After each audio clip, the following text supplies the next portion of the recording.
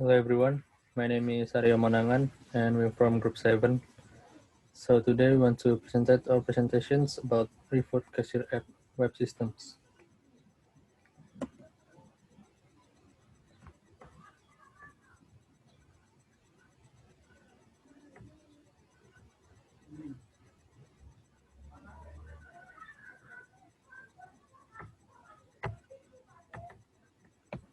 System analysis.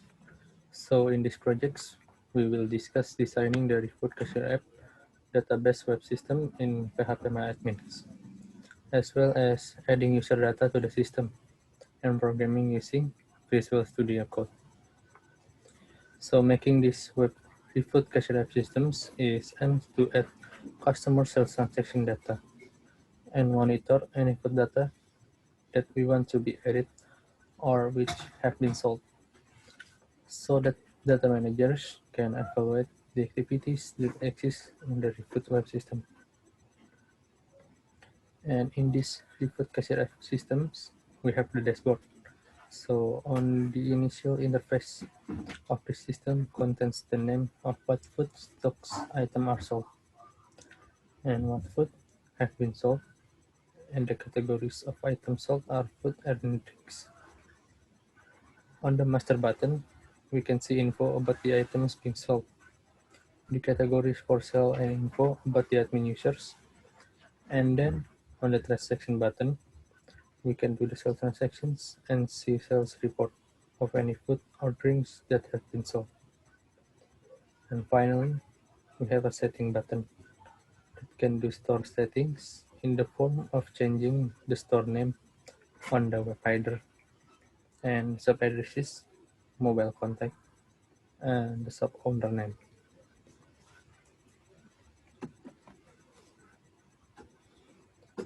And this is the user interface for the admin login system.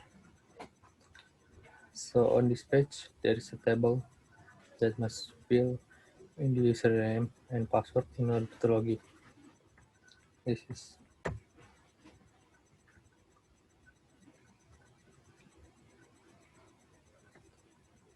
if successful, localhost will show the info login success, which means we can go to the main web page.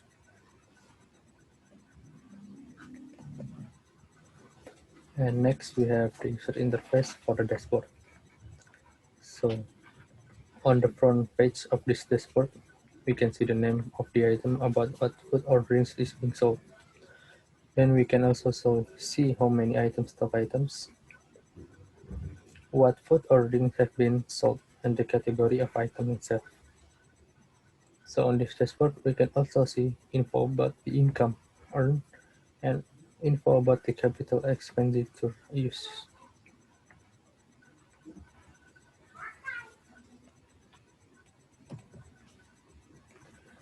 And next we have the item data. So in this item data page, we can see what food and beverage stocks are available. And we can also delete and add food and beverage stocks that we want to update. And this item data contain the item ID, category, the name of any food and beverage item, the brand of the item in food and beverage, the selling price of the item being sold, the units of the item that can be sold, and finally there is unavailable stocks.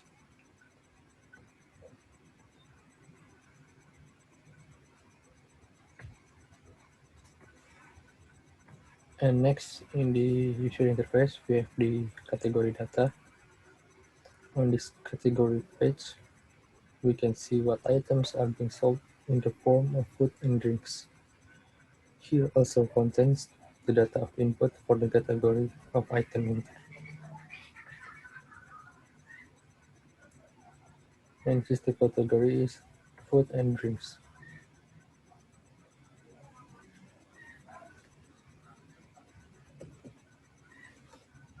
And next of the user interface, we have the user profile. So in the sections of the user page, we can view the application's user profile and update the username, email, phone number, and addresses. Here we can also change the username and password on the web page. If we change the passwords, the logins in admins will be changed too.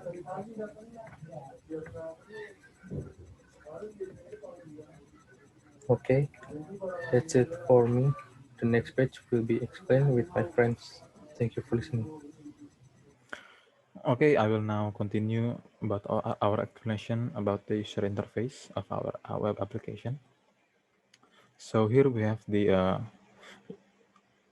sales transaction section. Here we can search for the items to be sold and the amount purchased by the buyer. Then the amount will be totaled and the total price will be calculated. So how it works is that basically you put the product ID here. There will be various product ID ranging from BR001 to BR00N, which means that basically how many product IDs you have. And then you put after you put, so for example, there are three types of items that will be listed. You first put in the BR001, and then after that, you put in the BR002. After that, you put in BR003. There will be an option to attach the product IDs here, and then after you attach those product IDs, it will then be shown here on this side, and then depending on the amount or total or the quantity of the items, the price will be calculated accordingly. So here is the example. So we have Coco Crunch, Coca-Cola, Sprite, and apa tuh stick. So Coco Crunch is BR001, Coca-Cola is BR002, Sprite is BR003, and the potato stick is BR004. Here here uh, is the quantity of each of the item. Here is the total of the price, which is the original price times the total of the item. So for example, if the price is 15K, and here there if there's three Coco Crunch, for example, that is being bought, later the total will be 45K. And then after, you can do that by changing the number here and then pressing the update button.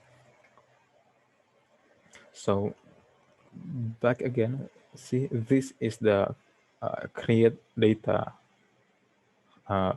section. This update is the update section, and then there will after all of this is listed correctly, there will be the total of the price. And then here the example is 88K. So if the customer paid with 100K in cash, and then you press this button right here, the return will be shown here. So 100K minus 88K equals 12K. So the formula is the cash that is given by the customer minus the total price. And then here you see print for the receipt. If you press this, this will show up. This is the name of our shop. This is the address.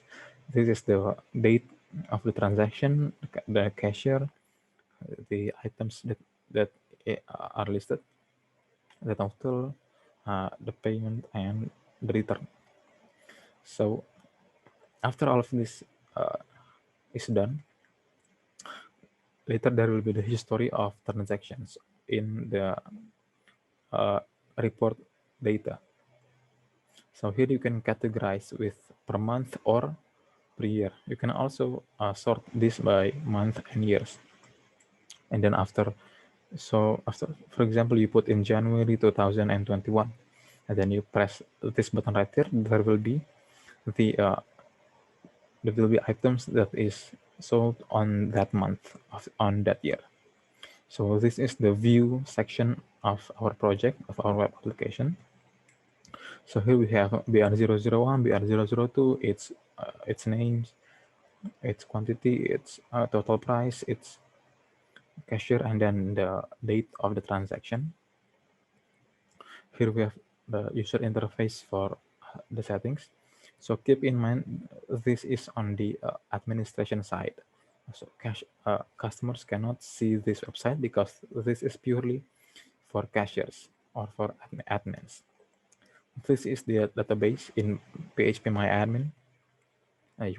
You can access it through XAMPP or XAMPP. These are the items that were listed in our database. Here we have BR001 to BR006, while in actuality we have 10 items. So here you can see the brand name, the price, the buying price, and then the selling price, pieces, stocks, the date of input, and the date of update.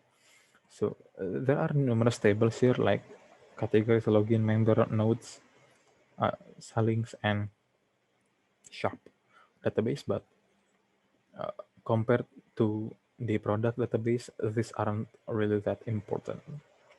So that is all for our presentation. Thank you for listening. We hope our project will be useful to everyone who watches this. Thank you.